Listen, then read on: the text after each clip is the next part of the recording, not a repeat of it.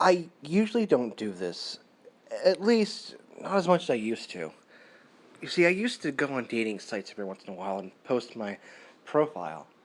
Usually it was something rather bad or usually a little dirty. I would do this regularly because, just to throw people off. Being an idiot, one time I posted on a adult dating site. Not only did I end up attracting a huge amount of people, I actually started talking to one.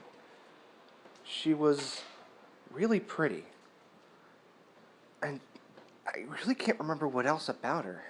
Her age, her birthday, or really anything at all. If anything, the weirdest thing about this girl was that I never really had a moment's peace. She'd always text me. And weird things too, like, what are you doing today? Or, that's a nice car you have. And I never knew where she was getting this information from. I initially thought that she was just doing this because I posted a picture online, which I did. But then it got weirder. She told me about the dogs I had. Both were beagles. Both were about the same age. And she tells me she gave them a treat at one point. I do remember that day, though. The dogs ended up throwing up something fierce. I never really looked into it, but all I could think was it was absolutely disgusting. Another day, she ended up telling me that she ran into my boss, and the next day, he gave me a scornful talking to about a girl who came to the office and blew up in his face. He didn't say who she was, but he said, "You know who." I think the worst day, however, was when she knocked on my door. She looked at my eyes, and I looked at hers, and I saw just pure, unbridled happiness. It was really off-putting.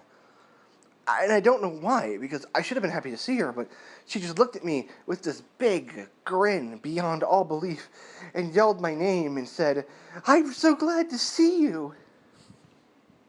For the whole day, she didn't stop staring at me, and it was so uncomfortable. I had to make up lies just to get away from her. I actually told her that I wouldn't come back. I'd have to go across town for something. She believed me completely, but I didn't go across town. I went a whole state away to my parents. She found that out.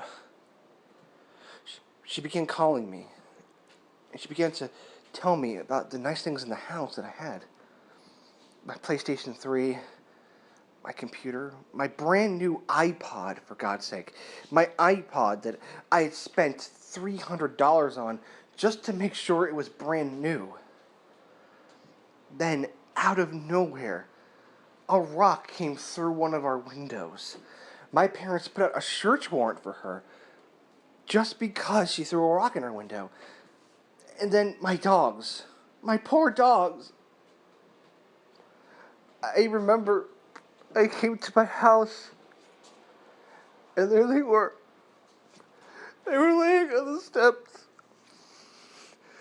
They were just like when they were puppies, all together. Just laying together. And the next thing I knew, I saw a stab wound in both their necks. And on the floor next to them was a one word. Love. I called the police directly after this and told them about what happened. They found her, huddled in a small cubby at work. She was cradling, I don't even know what. And the police told me that she was guilty of all kinds of stuff. I didn't even hear them. All I wanted to do was yell at her, scream at her.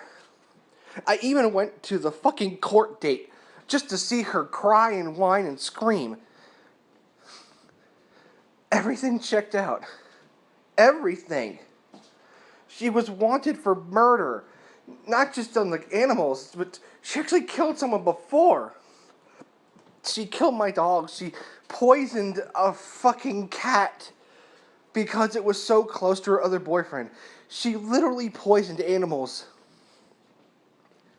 She was put to death. because she killed someone's kid. I couldn't stand her.